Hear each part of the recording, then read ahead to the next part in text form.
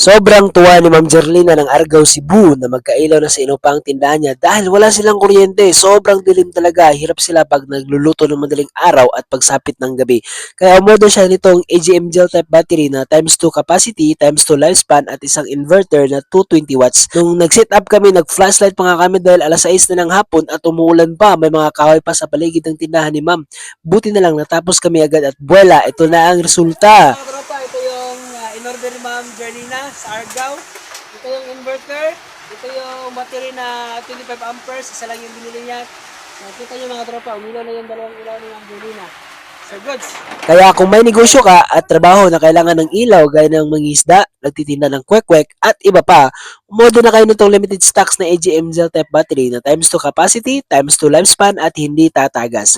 Kaya kung gusto niyo ng ganito, let's click the yellow basket sa baba mga tropa. Stay safe at syempre, stay happy!